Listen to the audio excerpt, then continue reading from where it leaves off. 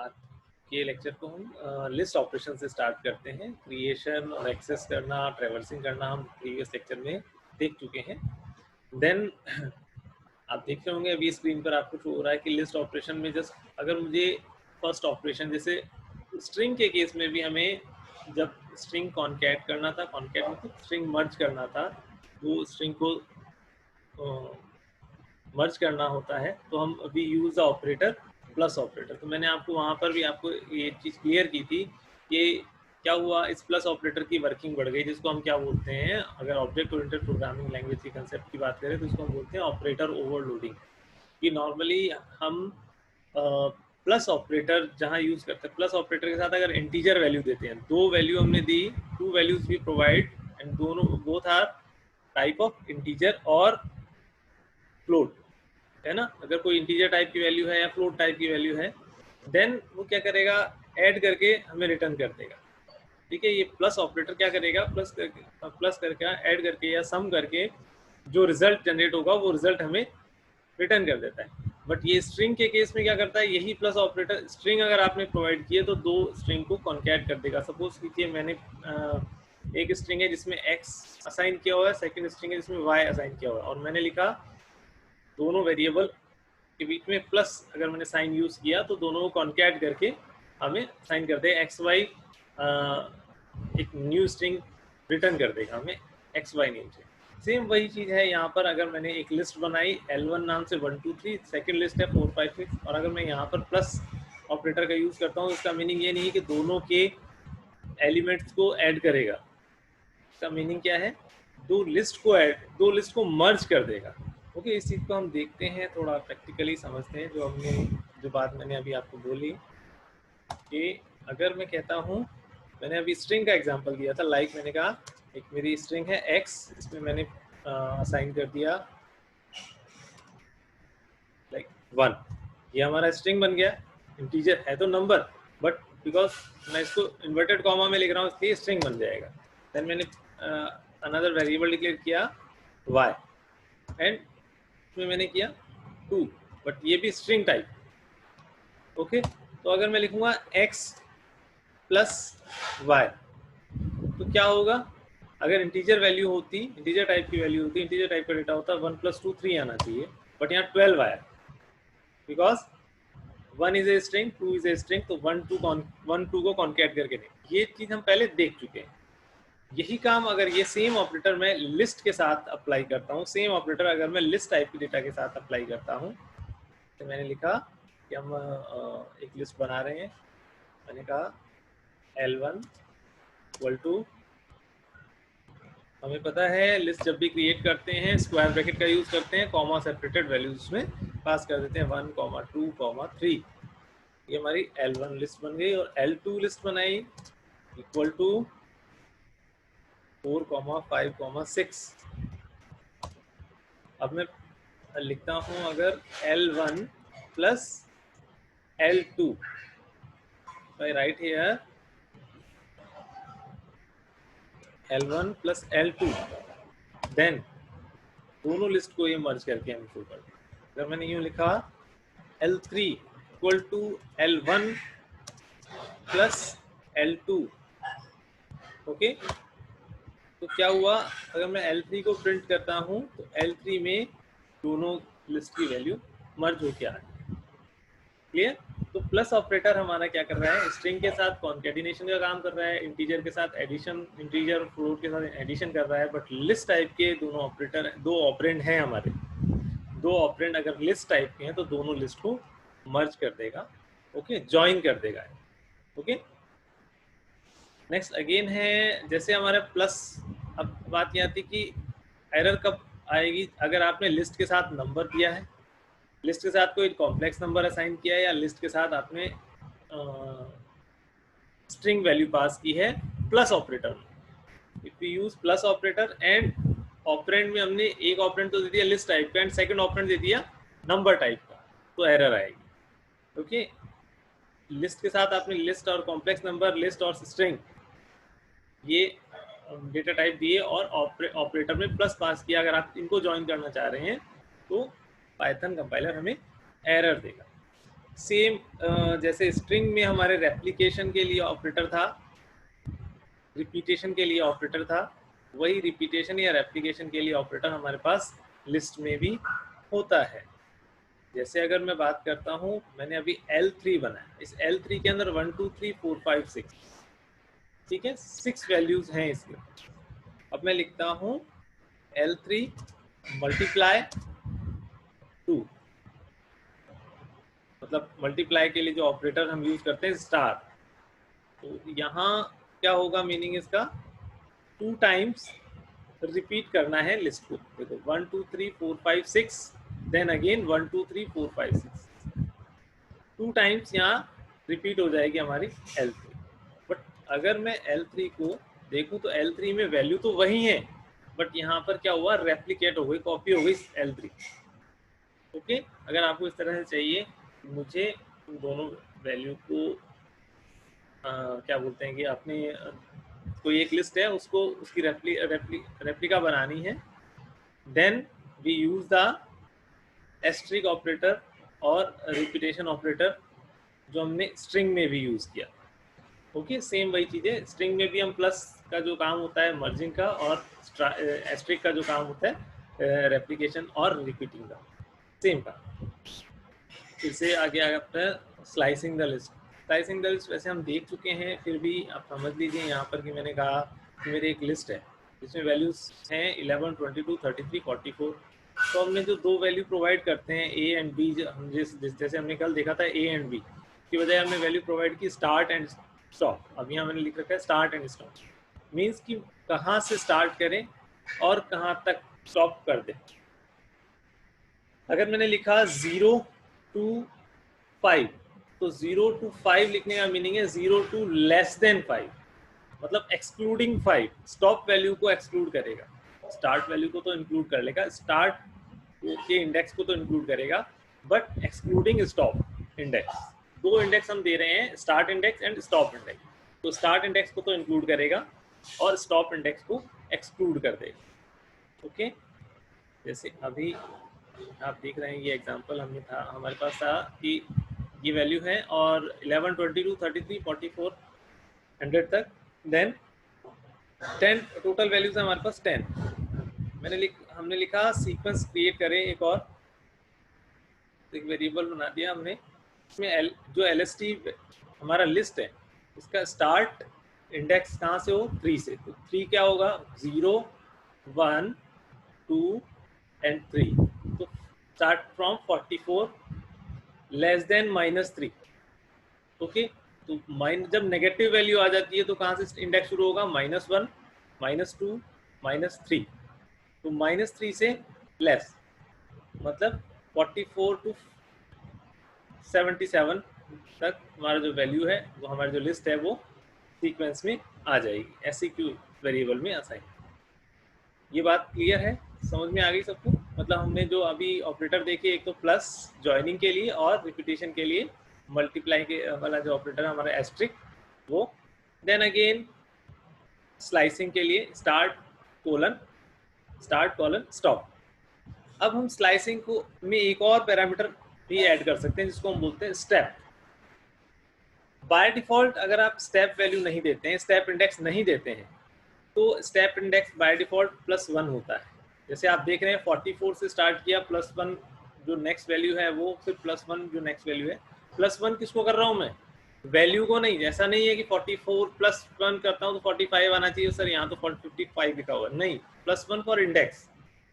Okay, और यहाँ अगर मैं स्टेप वैल्यू प्रोवाइड कर दूँ, बाय डिफॉल्ट तो इंडेक्स वैल्यू का स्टेप क्या होता है, +1 होता है। बट अगर आप चाहते हैं स्लाइसिंग में स्टेप देना कि मुझे +1 से स्टेप नहीं करवाना है, इंडेक्स को +1 से स्टेप नहीं कराना, सपोज कीजिए आपको चाहिए 11 33 55 77 99, तो क्या हो रहा है यहाँ 0 index, then +2 index, 0 + 2, okay, then 2 + 2 जो इंडेक्स बनेगा वो, ओके, मतलब 0 + 2 हमने किया, 2 इंडेक्स 2 आ गए हैं, तो 2 + 2 इंडेक्स 4 आ गए हैं, 4 + 2 इंडेक्स 6 आ गया, देन 6 + 2 इंडेक्स 8। इन सब की वैल्यू निकाल के लिया जाएगा और हमें रिटर्न कर देगा। तो क्या होगा, स्टेप वैल्यू में जो आपने इंडेक्स, यहाँ स्टेप से मीनिंग क्या है, स्टेप इंडेक्स। ओके, सो यही चीज आप देख रहे हैं कि मैंने यहाँ क्या लिखा है हमने, 0 to 10, 0 to 10 स्टेप 2। चलो इस एग्जांपल को हम चेक करके ही देखते हैं, रन करा के ही देखते हैं कि अगर मैंने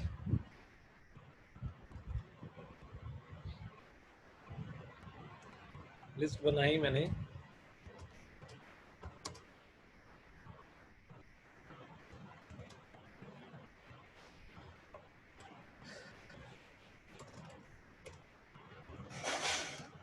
इलेवन, 22, 33, 44, 55, 66, 77, 88, 99, देन 100 ले लिए। टोटल 10 एलिमेंट्स हमारे LST में आ गए। मैं LST को प्रिंट करता हूँ तो 10 एलिमेंट्स जो हैं हमारे वहाँ। हमारी बात चल रही थी क्या कि अगर मैं start, stop and step, third value step, जो थर्ड इंडेक्स स्टेप है उसको भी प्रोवाइड करता हूँ, तो क्या होगा, मैं लिखता हूँ LST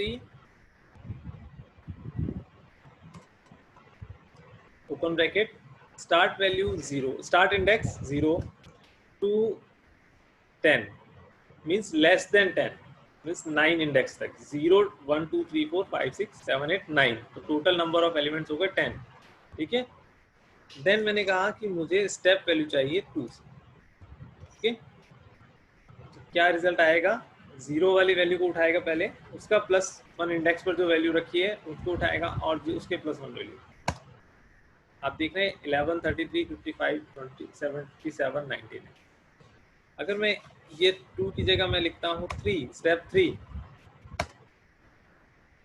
तो क्या होगा, 11 स्टेप 3, 11 प्लस 0 + 3 इंडेक्स हो गया 3, तो 3 इंडेक्स पर है 44, इसलिए 11 के बाद 44 को लेंगे। देन 3 + 3 = 6, तो 6 इंडेक्स पर कौन सी वैल्यू पड़ी है हमारी, 77। देन उसके बाद 6 + 3 9, 9 इंडेक्स पर है हमारे 100। ओके, तो इस तरह से ये स्टेप वैल्यू वर्क कर रही है, स्टेप इंडेक्स वर्क कर रहा है। बट अगर आप स्टेप इंडेक्स नहीं लिखते हैं, जैसे अगर मैं नहीं भी लिखूं तो स्टेप इंडेक्स नहीं भी लिखता तो भी चले।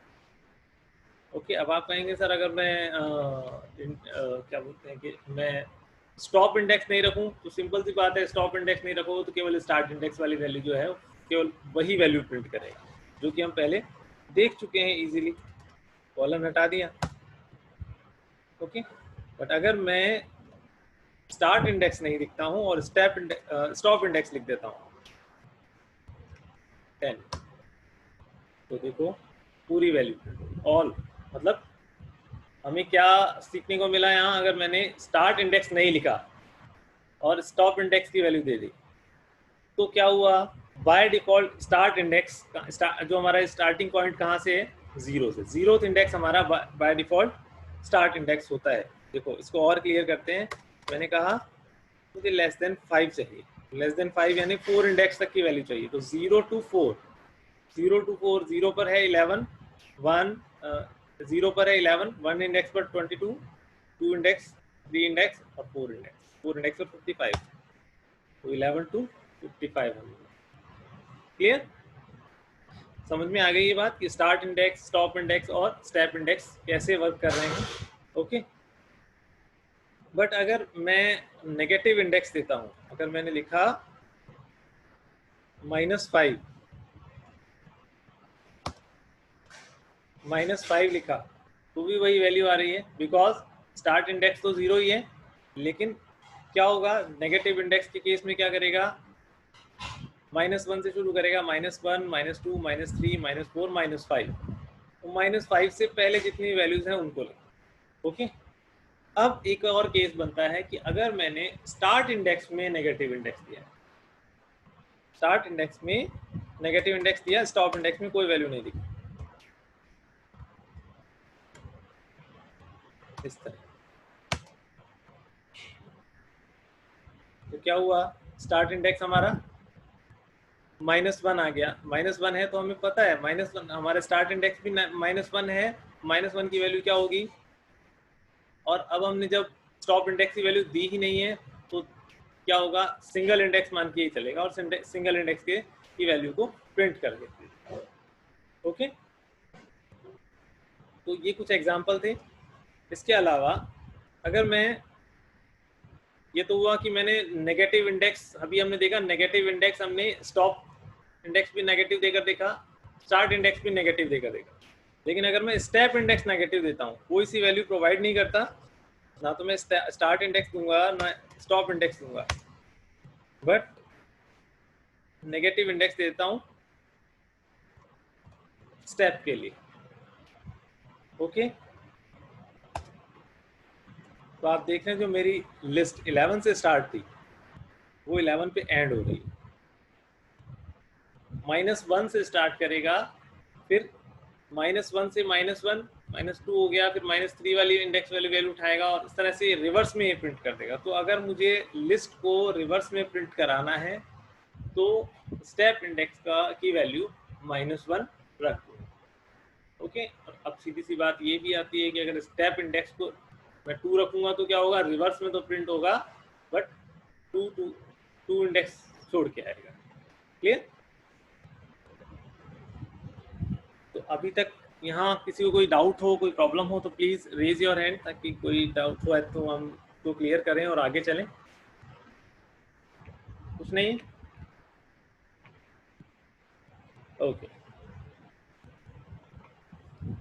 कुछ मेथड्स अब हम आगे भी देखेंगे और इसके अलावा कुछ और कॉमन मेथड हमारे लिस्ट के साथ होते हैं। जैसे अगर मुझे लिस्ट में कोई वैल्यू ऐड करनी है, जब भी मुझे लिस्ट में, अभी हमने जैसे अभी लिस्ट तो क्रिएट की, अब जब मैंने लिस्ट क्रिएट की, जैसे सपोज मैंने किया LST1 इक्वल टू और ब्लैंक लिस्ट बना और मैं लिखता हूँ LST1। अब इस LST1 में मुझे डेटा ऐड करना है, अपेंड करना है डेटा, मतलब वैल्यू ऐड करनी है, तो उसके लिए मुझे मेथड यूज करना होगा अपेंड। और ये अपेंड मेथड क्या करेगा, जो भी वैल्यू मैं प्रोवाइड करूंगा उस वैल्यू को लिस्ट के एंड में ऐड करता जाएगा, अपेंड करता जाएगा।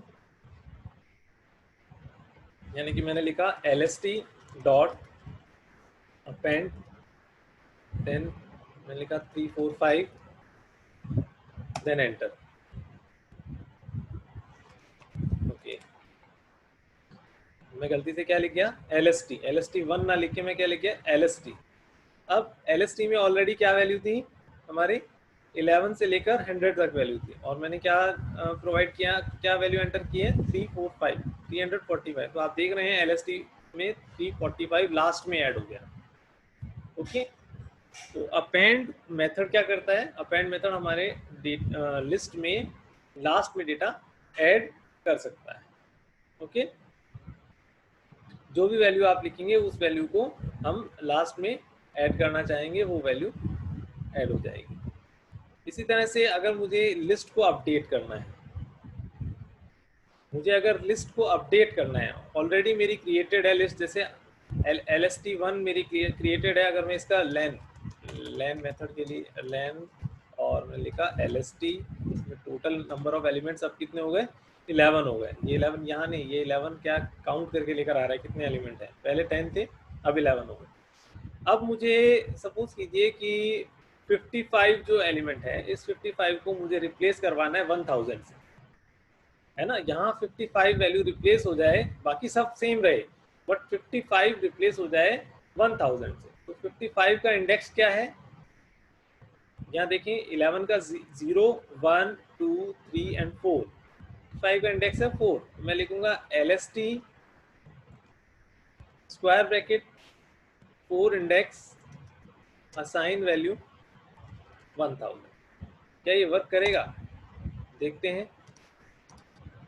ओके, तो आप देख रहे हैं जो 55 था उसकी वैल्यू रिप्लेस हो गई है 1000 से। यहाँ एक बात समझने वाली है कि स्ट्रिंग के केस में ऐसा नहीं होता है। आप किसी, अब जब देखो, अभी तक हम सिमिलैरिटी देख रहे थे स्ट्रिंग में और लिस्ट में, कि मैं स्ट्रिंग को इंडेक्स वैल्यू से एक्सेस कर पा रहा था, बट अगर मैं किसी स्ट्रिंग के इंडेक्स वैल्यू में कोई दूसरी स्ट्रिंग असाइन करता हूँ तो हम वो अलाउ नहीं। जैसे अगर मैंने लिखा str equal to hello, okay, और मैं लिखता हूँ str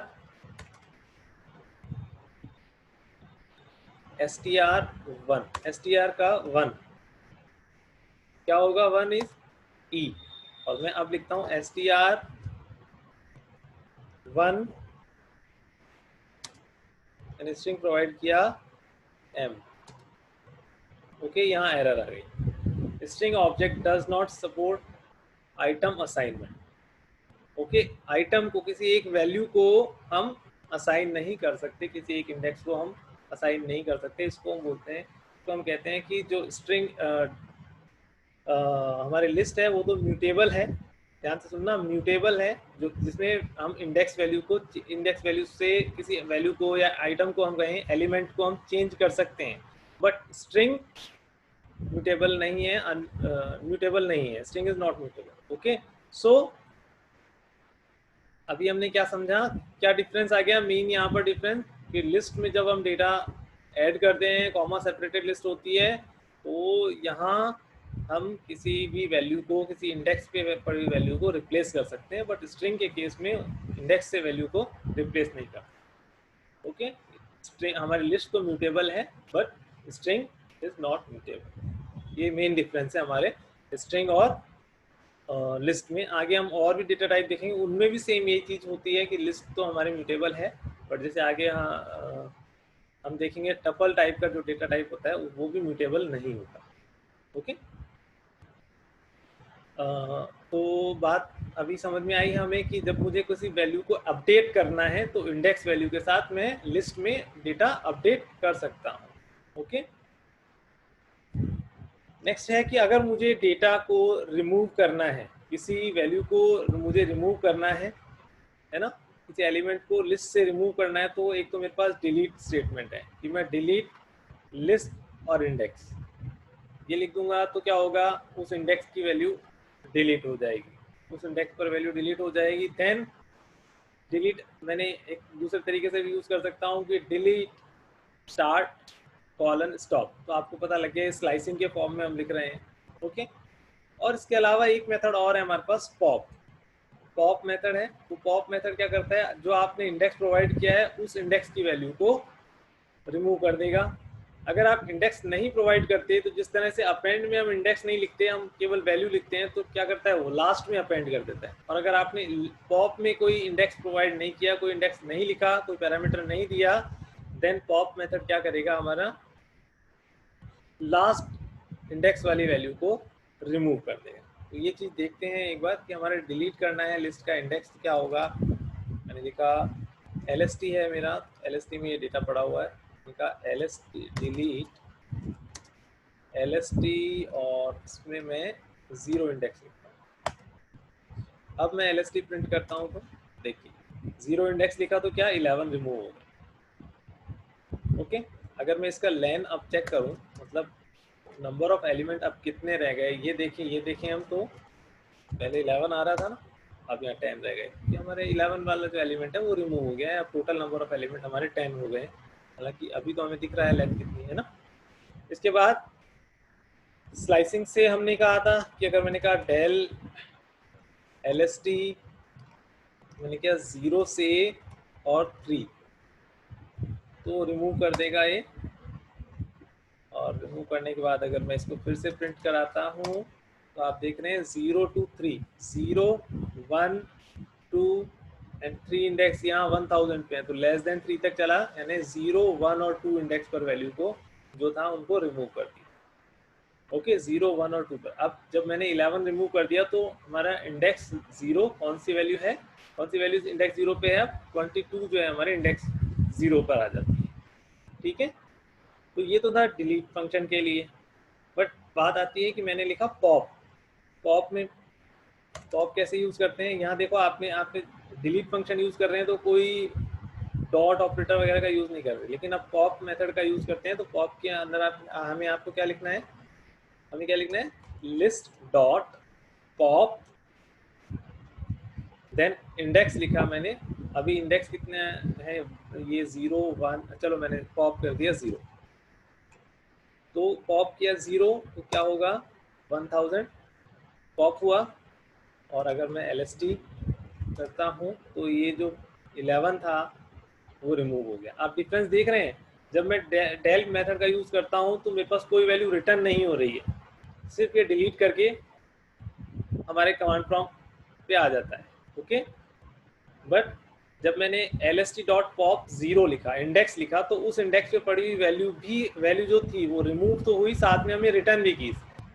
ये वैल्यू हमने पॉप की है, ये वैल्यू हमने डिलीट की है।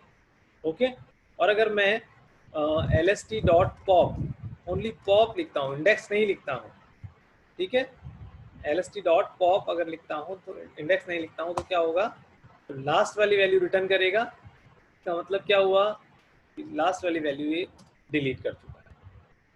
क्लियर? तो अपेंड मेथड हमें समझ में आ गया है ना, अपेंड किस तरह से करना है, डिलीट मेथड हमें समझ में आ गया, पॉप मेथड हमें समझ में आ गया। ओके, कोई डाउट हो अभी प्लीज रेज योर हैंड, अगर आपको लगता है कि सर मुझे ये चीज़ रिपीट कर दीजिए, मुझे ये फंक्शन नहीं समझ में आया, लग रहा है आपको, प्लीज रेज योर हैंड। चलें आगे। ओके, सो ये तो थे हमारे कुछ बेसिक फंक्शन। इसके अलावा यस अर्पित ने अभी किया है।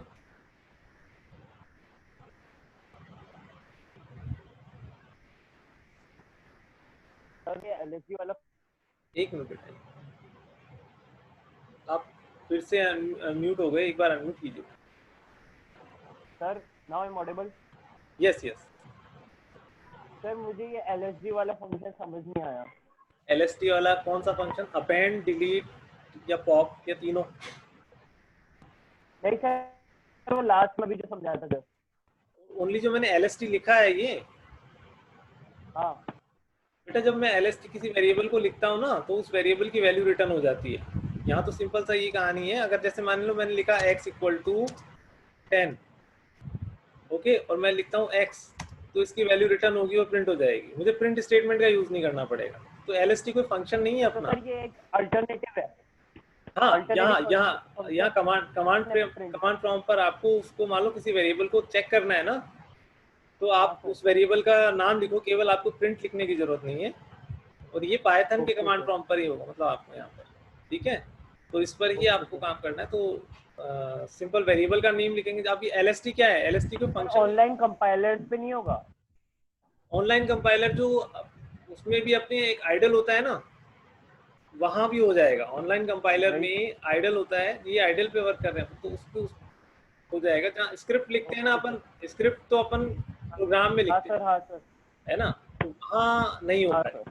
वहाँ नहीं हो पाए, वहाँ आपको मेथड लिखना पड़ेगा। ओके, कमांड प्रॉम्प्ट पे ओके आपको सर। लिखना पड़ेगा, ठीक है।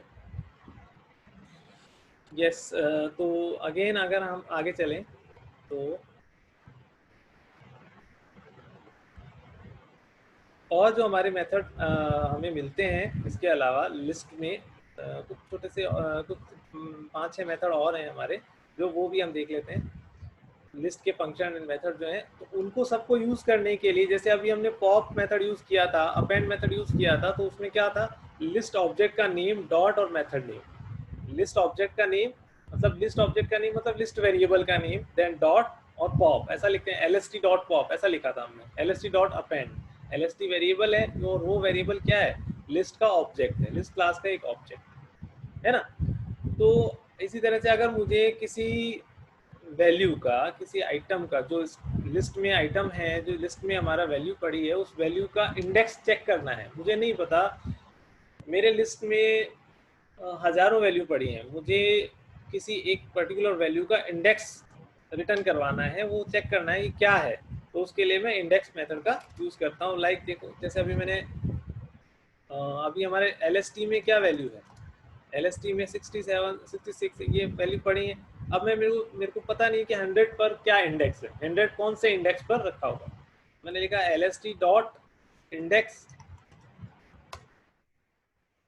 देन वैल्यू,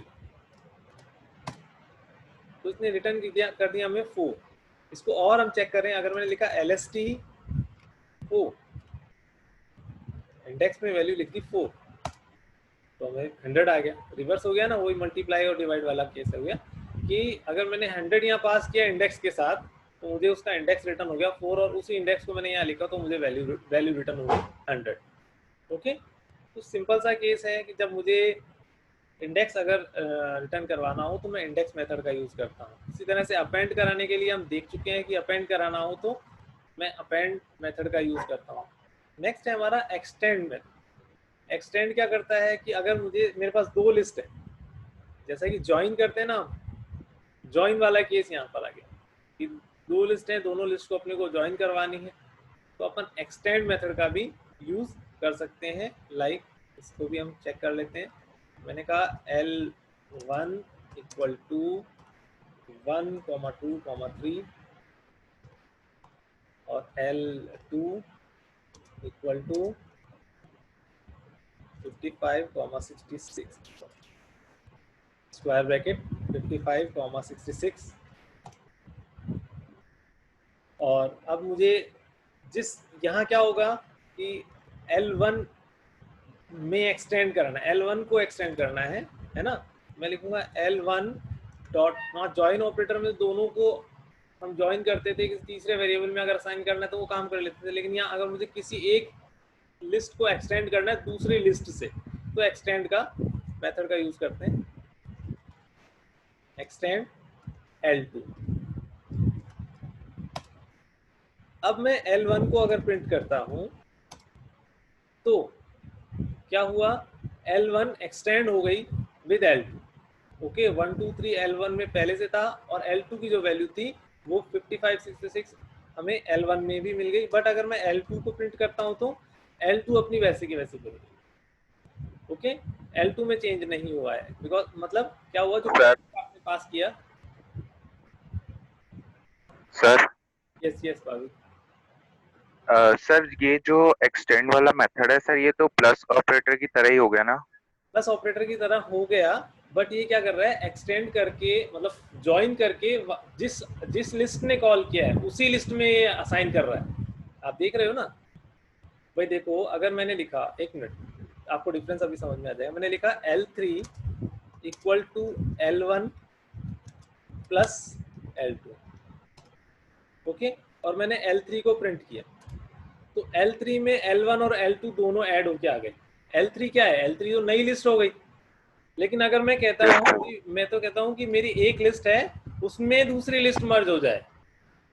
ओके सर, समझ गया। समझ गए, तो एक्सटेंड हो गया, मतलब एक पर्टिकुलर लिस्ट को एक्सटेंड कर रहे हैं हम, ऑलरेडी वो लिस्ट है उसको एक्सटेंड कर रहे हैं हम। प्लस जो मतलब है इसमें सर दो लिस्ट ही रहती है, बस एक लिस्ट को हम एक्सटेंड करते थे एक को, दूसरी लिस्ट हाँ, एक लिस्ट को दूसरी लिस्ट से एक्सटेंड कर रहे हैं। Okay, okay sir. हाँ, इसी चीज को अगर मैं ऐसा लिखूं कि मैंने कहा L3 equal to L1 dot extend L2, तो ये काम होता है, सॉरी अच्छा ये यहाँ ब्लैंक लिस्ट बन जाती है, कोई वैल्यू रिटर्न नहीं कर रहा है। एक्सटेंड मेथड हमारा कोई वैल्यू रिटर्न नहीं कर रहा है, वो सिर्फ L1 के अंदर डेटा असाइन कर रहा है। तो सिर्फ ये चेक कर रहा था क्या अगर मैं ये जो नई लिस्ट बन रही है एक्सटेंड जो हो रही है L1, वो L1 क्या हमारे L3 में असाइन हो जाती है? नहीं, वो नहीं असाइन हो गई। ओके, तो बिल्कुल क्लियर हो गई ये बात। जब मेरे को किसी तीसरी लिस्ट में दो लिस्ट को मर्ज करना है तो प्लस ऑपरेटर का यूज कर लूंगा और मैं उसको मर्ज करा के तीसरी लिस्ट में असाइन करा दूंगा। बट अगर मुझे एक लिस्ट को एक्सटेंड करना है दूसरी लिस्ट से, एक लिस्ट को बढ़ाना है दूसरी लिस्ट से, तो एक्सटेंड मेथड का यूज कर लूंगा। ओके, तो आज अपना आगे अगला फंक्शन और है इसमें एक्सटेंड में। एक्सटेंड के बाद में है इंसर्ट मेथड। इंसर्ट मेथड का केस क्या कहता है कि मुझे किसी डेटा को, किसी एलिमेंट को एक पोजीशन पे, एक आइटम को या एक वैल्यू को ऐड करना है। जैसे आप यहाँ देख रहे हैं LST हमारी बनी हुई है, एक लिस्ट बनी हुई है 11, 22, 44। इसमें मैं कह रहा हूँ इंसर्ट करना है इंडेक्स नंबर 3 पर। यहाँ इंडेक्स नंबर बताएंगे आप। पोजीशन का मीनिंग क्या है? यहाँ पोजीशन का मीनिंग है इंडेक्स नंबर। इंडेक्स नंबर 3 पे हमें 33 इंसर्ट करना है।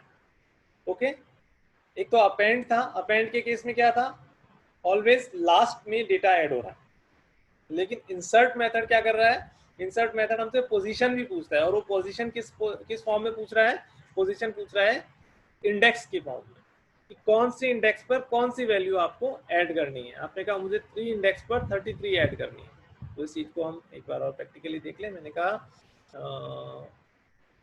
L4 मैं क्रिएट करता हूँ और मैं उसमें लिखता हूँ 44, 55, 66, 77, 88। अगर L4 को प्रिंट करना है ये वैल्यू आ गई। अब मैं कहता हूँ कि L4 dot insert, then index provide की मैंने, पहले इंडेक्स नंबर लिखा मैंने, इंडेक्स नंबर 3 और वैल्यू लिख दी 3000। तो इंडेक्स नंबर 3 कौन सा होगा, 0, 44, 155, 266, 3 कौन सा, 77। अब मुझे, मैं इसको L4 को प्रिंट करता हूँ, देखो 0, 1, 2 एंड 3 पर 3000 ऐड हो गया, एंड 77 और 88 जो थी वैल्यू वो आगे शिफ्ट हो गई। टोटल नंबर ऑफ एलिमेंट्स हमारे 5 बन गए हैं अब। तो अभी हमें इंसर्ट मेथड से क्या फैसिलिटी मिल रही है कि हम किसी इंडेक्स पोजीशन पे न्यू एलिमेंट को कैसे इंसर्ट कर सकते हैं। अपेंड से तो क्या होता था, हर बार लास्ट में ऐड हो रहा था, बट मुझे किसी एक इंडेक्स पोजीशन पे न्यू वैल्यू ऐड करनी है तो मैं इंसर्ट मेथड का यूज करता हूँ। ओके, इजी था ये भी। ऐसे ही पॉप और पॉप मेथड है, चलिए और 4-5 मेथड और हैं, इन सब मेथड्स को हम कल देखेंगे, और इसके आगे के एडवांस जो हमारे फंक्शंस हैं वो देखेंगे।